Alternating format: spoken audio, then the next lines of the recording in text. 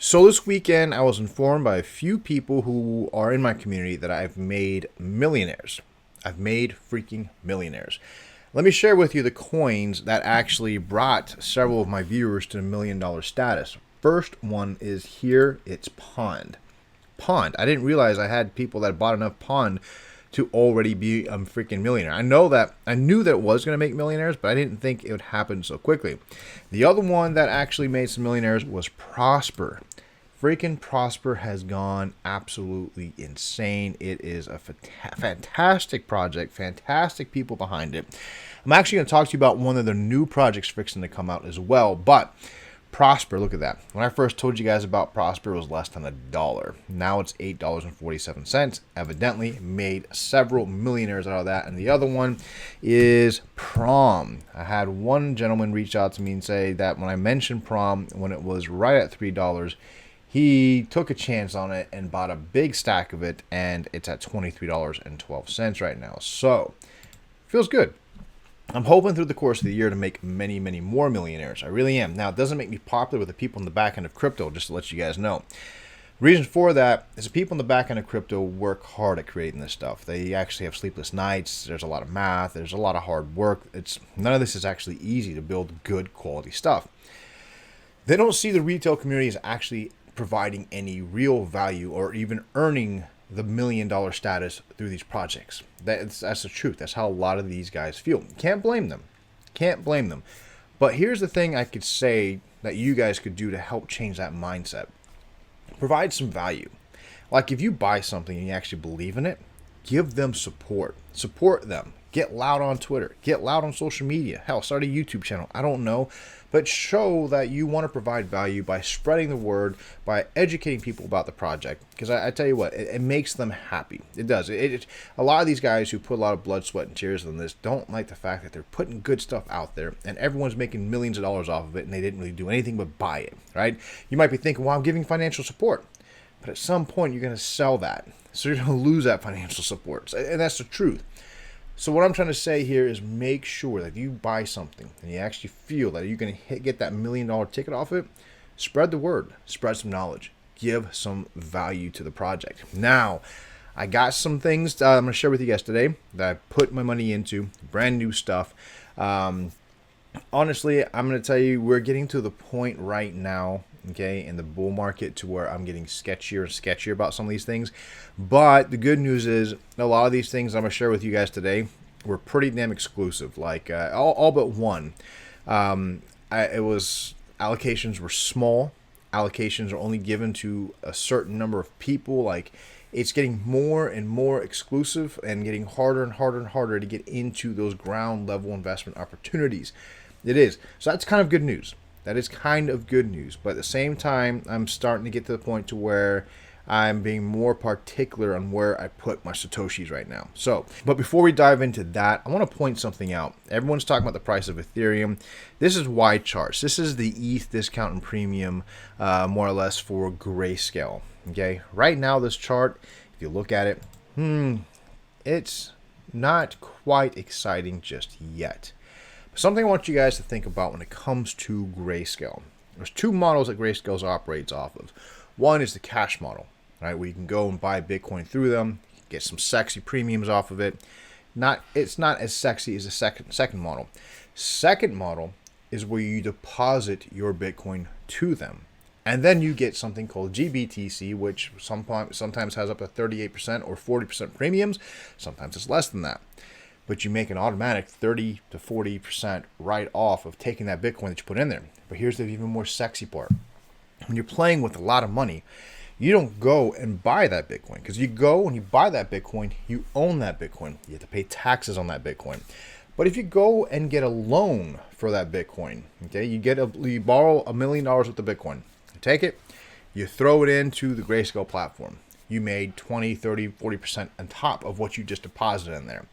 Now you take and you can pay back that loan if you want to, or you can maintain the loan and you can take that 38% premium. You can go cash out someplace else, or you can repeat the process. Really dirty, crazy stuff, and it's actually what gives Bitcoin the most upward pressure right now. Is that lending and borrowing process? Ethereum is warming up to that right now. I mean, you have Ethereum and you have ETC, Ethereum Classic, also on the Grayscale charts now. I don't think Ethereum has not quite hit that model just yet. I think the engine is just warming up. And something else to consider, though, with Bitcoin. A lot of these assets, this borrowed Bitcoin, because remember, rich people don't want to be, they want to be in debt. They don't want to be in a situation to where their tax obligations are through the roof. So if you borrow, you might have it in your hand, but you don't technically own it, and you're in debt. You don't pay taxes for the things that you are in debt to, right? And the thing is, there's only so much Bitcoin out there. What we're starting to see is synthetics on top of synthetics. Synthetic Bitcoin that you're borrowing, depositing, and getting another synthetic. The synthetic layers are growing right now. And the question I have that no one ever wants to acknowledge or even venture into is what happens when they hit the sell button. See, these multiple layers of synthetics that we see with Bitcoin, we've already seen with gold, we've already seen with oil, we've already seen with commodities, corn, soy, pretty much anything you find in your commodities market. And we do know one thing for certain, that they do have their high points, but when they have their low points, those low points are pretty damn low, especially with gold and oil. And we keep making the reference of Bitcoin being close to gold.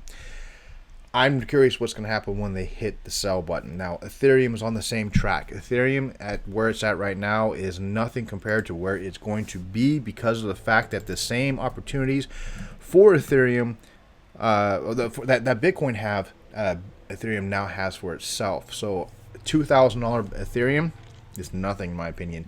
I believe Ethereum could probably crank out to somewhere around $3,000, $4,000, $5,000 with this kind of upward pressure, with the synthetic layers that Grayscale has, to where people can go and borrow synthetic Ethereum or even real Ethereum. Who knows? Put that in there, get that synthetic, cash out, wash, rinse, repeat. It's going to get crazy. Ethereum Classic, don't forget, ETC is also on their charts as well. So you might see something happen for ETC as well. So I don't know. Might not hurt. Might not hurt to have a bag of that too. All right, so let's dive into the things I'm invested in right now. So Alice, I've already talked about this, but I want to share something with you. Alice has got a sale going on right now, and this is basically a game built on DAO Maker. And in my opinion, DAO Maker might just become the next Polka starter. The stuff they put out is actually pretty good stuff. I know this looks kiddish and childish, but there's a community behind it and people really following it, and the team is pretty dedicated to it.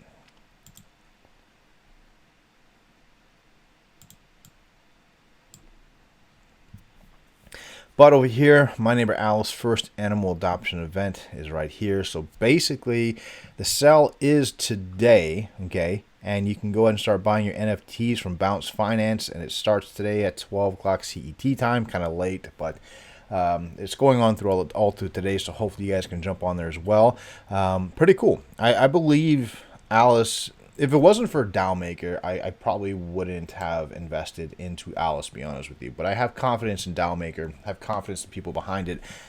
I think it's going to do well. I do. I think it actually has something to stand on. I mean, right now, the pre-launch stage, every project at pre-launch stage and the early stages, I mean, they hustle. The determination of whether something's going to succeed or not is what level of hustle do they have after everything goes live, after the money's in the bank. You know what I mean? So as of right now, it does look really good. So something I did manage to barely, and I mean just barely, squeeze into is Zend. I got a real small peanut size allocation of this. I was hoping to get something a lot larger, but I didn't. And I think Zend is going to do really well. Again, I feel like Zend will do well because of the fact that it's on DAO Maker. Now, not sure when the TGE is for this bad boy. When it hits market, I'll kind of keep track of it and I'll share with you guys. I feel that Zend will do very well. I suspect that it's going to probably come out of the gates pretty strong. I will de-risk as normal. But again, my de-risking is going to be peanut size. But who knows? This thing, if you look at the valuations at 15 million, tokens for sale, 71 million.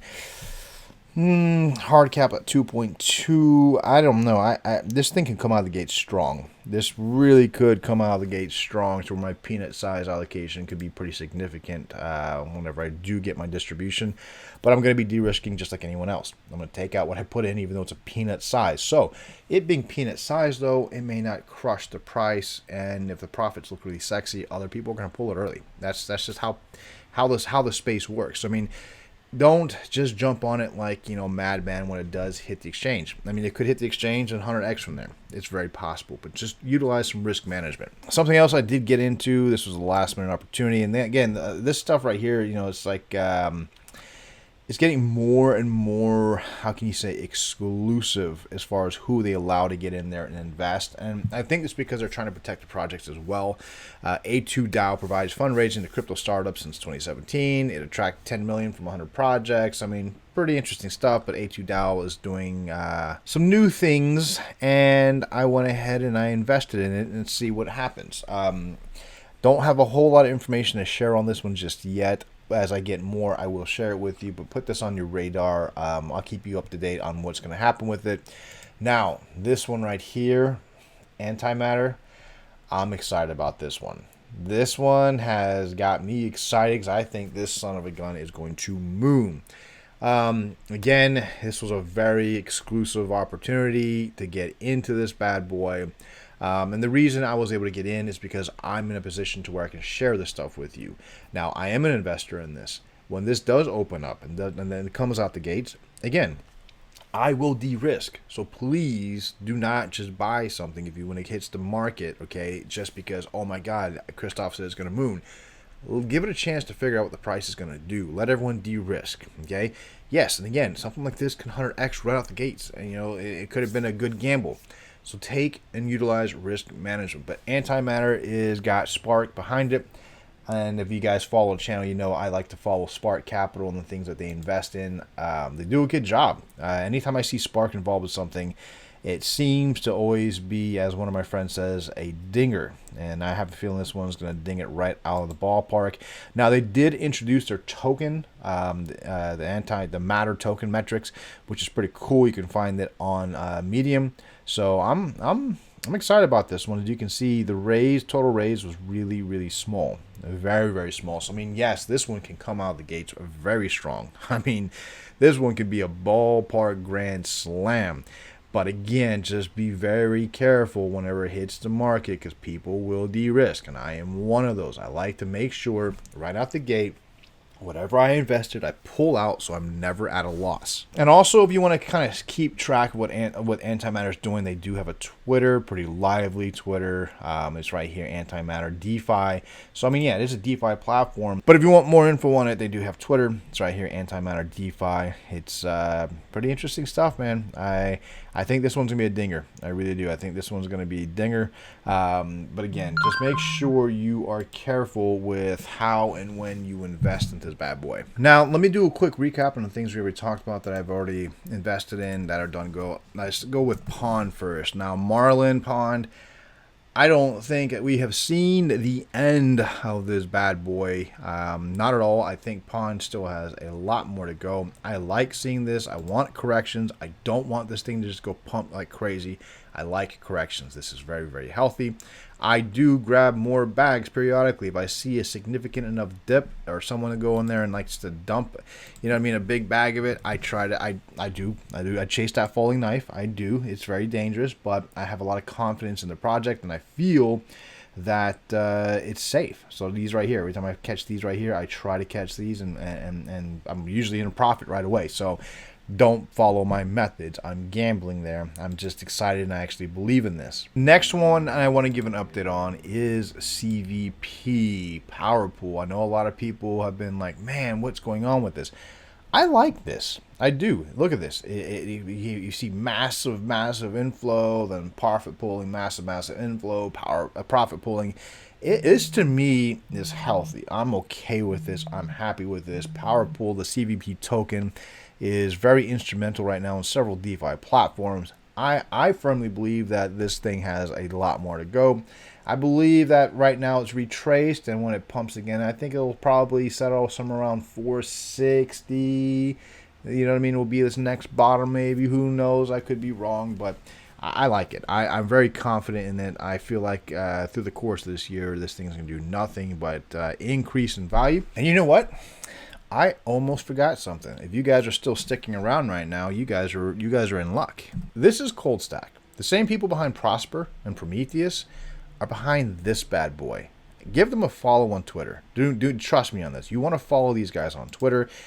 This is very interesting stuff. Okay, I'm not gonna go too deep dived into this, but when they gave me the opportunity to put my money into this, I was like, and I did this one like 3 weeks ago. Like when they opened that door, I was like, oh hell yes, I'm not turning this one down. I didn't fully understand it, but just seeing what they did with Prosper and Prometheus, and to tell you this, Prosper is pumped like crazy. I believe it still has more pump to go. They have had several big things happen that's kind of leaked around certain communities. And I thought it was counterintelligence. Because it's not uncommon for projects to go and play the counterintelligence game where they put out fake news and fake articles and fake this to try to pump their coins. Prosper, that the team doesn't do that. The stuff that I have found, this is all factual. They don't play those kind of dirty, shady games. Like, it's rare to say that you find a team that's actually acting like good guys in crypto, and I'm just putting that out there. And this is coming from very reliable sources. Okay, this is very reliable. So I mean, I tell you what, Cold Stack is something I would give them a follow on Twitter. Make sure you follow closely what they're doing. I'm excited about Cold Stack. This is actually one where I might even take some risk on it when it hits the exchange, just because I've seen how they perform and what they've done with Prosper and Prometheus. I'm feeling confident in these guys. So listen, that's all I have for today. This video's already gone on long enough. Shoot some comments down below if you have any questions. Follow me on my Telegram group if you'd like to learn more. I'm always putting stuff in there, trying to share information. Sometimes you get stuff on there before you get on here. It's just because of time. And yeah, you guys enjoy the rest of your weekend. Peace out.